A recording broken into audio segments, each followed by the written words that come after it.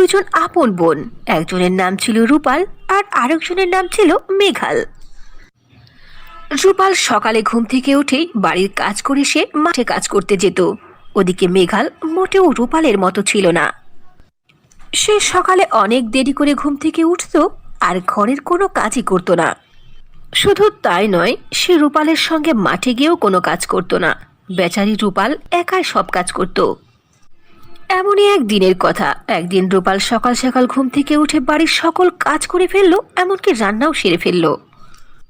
এরপর মাঠে কাজ করতে যাওয়ার জন্য প্রস্তুতি নিচ্ছিল।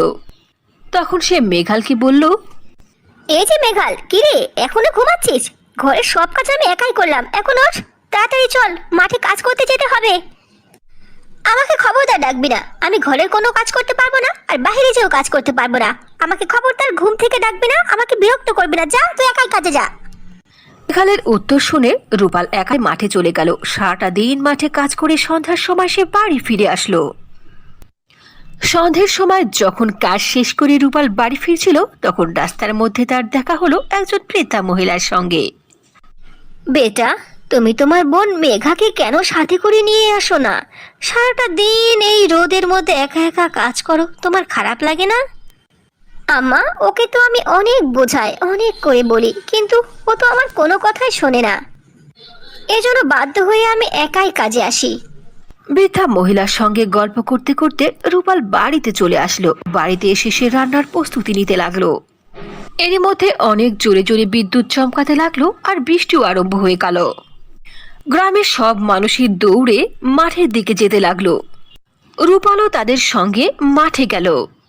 সারাটা রাত ধরে মুষলধারায় বৃষ্টি হওয়ার কারণে সকলের ফসলই পানিতে ডুবে গেল। এভাবেই সারাটা রাত পার হয়ে সকাল হলো। এরপর সকালে ঘুম থেকে উঠে আবারও সবাই খেতে গেল। রূপাল তার খেতে গিয়ে দেখলো তাদের সকল ফসল নষ্ট হয়ে গেছে। পানিতে সব ফসল ডুবে গেছে। ফসলের মাঠ এভাবে পানিতে ডুবে যেতে দেখে রূপাল খুবই কান্না করতে লাগলো। তখন হঠাৎ করে রূপালের চোখ পড়ল মাটির ক্ষেতের এক কোণে থাকা এক গোলাপের দিকে। গোলাপটি দেখতে ছিল অনেক সুন্দর। মন খারাপ করে রূপাল সেই গোলাপটিকে হাতে নিয়ে বাড়ি চলে আসলো। বাড়িতে এনে সেই গোলাপ ফুলের চারাটিকে রূপাল মাটির মধ্যে গেড়ে দিতে লাগলো। সঙ্গে সঙ্গে সেই গোলাপ ফুল সহ ছোট্ট চারাটি অনেক বড় গোলাপ ফুলের ঘরে পরিণত হলো। এটা দেখে রূপাল খুবই আশ্চর্য হয়ে গেল আর জোরে জোরে মেঘালকে ডাকতে আরম্ভ করলো। মেঘাল, মেঘাল, তুমি তাড়াতাড়ি বাইরে এসো, দেখো কি হয়েছে।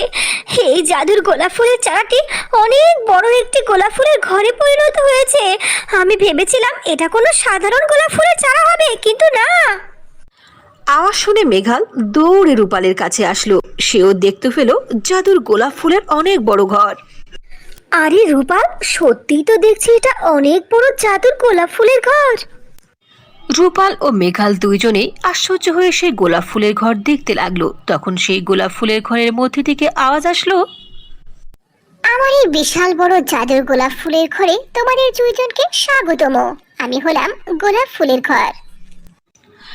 গোলাপ ফুলের ঘরকে কথা বলতে দেখে তারা দুই বোন আরো বেশি হতভম্ব হয়ে গেল। আরে, ফুল কি কখনো কথা বলতে পারে? আর দেখো, মানুষের মতো তার দুই চোখ একেবারে তাকিয়ে রয়েছে।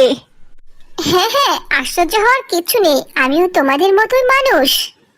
কিছুদিন আগে একজন দানবের সঙ্গে আমার যুদ্ধ হয়েছিল। ওই দানব আমাকে মেরে এই পৃথিবীতে রাজত্ব করতে চেয়েছিল। সে এই গ্রামের লোকদের উপরে শাসন আর তার রাজ্য চালাতে চেয়েছিল। আর ওই দানবকে কখনোই আমি এটা করতে দিতে চাইনি, তাই আমার শেষ নিঃশ্বাস পর্যন্ত সেই দানবের সঙ্গে যুদ্ধ করেছে। আর যখনই আমি মারা গেছি, তখন ওই দানব আমাকে একটি ফুলে পরিবর্তন করে দিয়েছে। আচ্ছা, তাহলে কি আপনি সারাটা জীবন এই ফুল হয়েই কাটাবেন? না না, এটারও একটি প্রতিকার আছে, যেটা তোমরা করতে পারবে। যদি তোমরা আমাকে হেল্প করো, তাহলে আমিও আবার আগের রূপে ফিরে আসতে পারবো। না না, আমরা তোমার জন্য কিচ্ছু করতে পারবো না। তুমি আমাদের কে যে আমরা তোমার জন্য সাহায্য করব? আর তোমাকে উপকার করে আমাদের কি লাভ শুনি? মেঘাল, ছি ছি, এমনটা বলতে নেই। লোভ করা অনেক বড় পাপ। লোভ করলে ভালো হয় না। এখন আমাদের উচিত ওনাকে সাহায্য করা। আমাদের সাহায্য ওনার জন্য অনেক প্রয়োজন। আমার জন্য তোমাদের বেশি কিছু করতে হবে না। এই জঙ্গলের পাশে একটি নদী আছে না, সেই নদীর পানি এনে আমার গোলাপ ফুলের উপরে ছিটিয়ে দেবে। যদি তোমরা এমনটা করতে পারো তাহলে আমি আবারও আগের মতো হয়ে যেতে পারবো।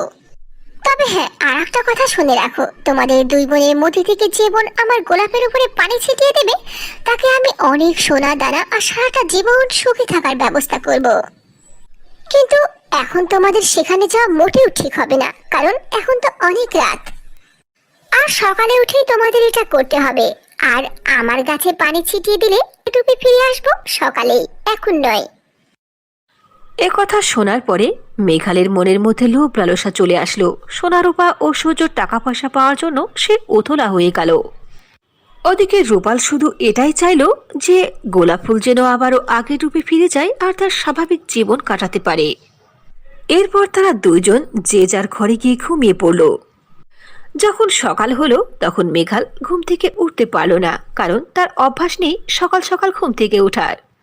ওদিকে সকাল সকাল রূপাল ঘুম থেকে উঠে জঙ্গলের পাশে সেই নদীর মধ্যে থেকে পানি ভরে এনে গোলাপ ফুলের গাছের কাছে দাঁড়িয়ে গেল। ঠিক সেই সময় মেঘাল ঘুম থেকে উঠে সেখানে চলে আসলো আর রূপালের হাত থেকে পানির হাঁড়িটি কেড়ে নিতে লাগলো। রূপাল, এই পানির হাঁড়ি আমাকে দিয়ে দে, আমি গোলাপ ফুলের উপরে পানি ছিটিয়ে দেব, তুই নয়। কষ্ট আমি করব আর তুই গোলাপ ফুলের উপরে পানি ছিটিয়ে দে, তুই সেই কষ্টের ফল ভোগ করবি? নো, ইম্পসিবল, এটা আমি কখনোই হতে দেব না। ছি ছি মেঘাল, তুমি গোলাপ ফুলের সামনে আমি মিথ্যে কেন? তুমি তো এখন ঘুম থেকে উঠে আসলে, আর পানি তো আমি নিয়ে আসলাম। পানি যখন আমি নিয়ে এসেছি, গোলাপ ফুলের উপরে পানি আমি ছিটিয়ে দেব। যাও, তুমি এখান থেকে যাও, এখন ঘুমাও। রূপালের উচিত কথা শুনে মেঘাল প্রচণ্ড রেগে গেল। এমনকি মেঘাল রূপালের গায়ে হাত তুলল।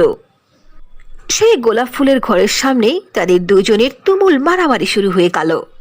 তবে মারামারির এক পর্যায়ে চালাকি করে রূপাল গোলাপ ফুলের উপরে পানি ছিটিয়ে দিল। আর যখনই গোলাপ ফুলের ঘরের উপরে পানি ছিটিয়ে দিল, সঙ্গে সঙ্গে অনেক সুন্দর পরিতে প্রকট হয়ে গেল। রূপাল, তোমাকে অনেক অনেক ধন্যবাদ। তুমি আমার জন্য এত কষ্ট করে এত দূর থেকে নদীর মধ্যে থেকে পানি ভরে এনে আমার উপরে ছিটিয়ে দিয়েছো। আমি আমার আগের রূপ ফিরে পেয়েছি। রূপাল, তোমাকে অনেক অনেক ধন্যবাদ। আর মেঘাল, তুমি কেন এতটা লোভ করলে? তুমি পরিশ্রম না করে পরিশ্রমের ফল ভোগ করতে চেয়েছো, এটা মোটেও ঠিক নয়। এরপর পরি তার জাদুর লাঠি ঘুরিয়ে রূপালের জন্য অনেক বড় একটি জাদুর গোলাপ ফুলের ঘর প্রকট করলো। আর পরি ওই জাদুর গোলাপ ফুলের ঘরকে বলল, হে জাদুর গোলাপ ফুলের ঘর, তুমি মেঘালকে খুবই কুৎসিত ও কালো করে দাও। পরি এটা বলার সঙ্গে সঙ্গে মেঘাল দেখতে খুবই কালো ও কুৎসিত হয়ে গেল। তখন পরি বলল, লোভী মানুষের এরকমটাই শাস্তি হওয়া উচিত। এরপরে পরি রূপালকে বলল, রূপাল, আজ থেকে তুমি এই ঘরে থাকবে। তোমার অনুমতি ছাড়া এই ঘরে কেউ প্রবেশ করতে পারবে না। এই ঘরের মধ্যে সকল প্রকার সুযোগ সুবিধা রয়েছে, শুধু তাই নয়, অনেক টাকা পয়সা ও ধন দৌলত দ্বারা ভর্তি করা আছে। তোমার যখন যেটা মন চাইবে এই জাদুর ঘরের কাছ থেকে চাইতে পারবে। এই জাদুর ঘর তোমাকে তাই দেবে যেটা তুমি প্রার্থনা করবে। কথা বলে পর জাদুর লাঠি ঘুরিয়ে তার পরিরাজ্যে চলে গেল। এভাবেই রূপাল তার ভালো কর্মের ফল পেল আর মেঘাল তার কুকর্মের শাস্তি পেল। রূপাল তার ঘরের মধ্যে আরামের জীবন কাটাতে লাগলো। ওদিকে মেঘাল তার কুকর্মের কারণে তার কুৎসিত চেহারা নিয়ে সারাটা জীবন কাটাতে হলো।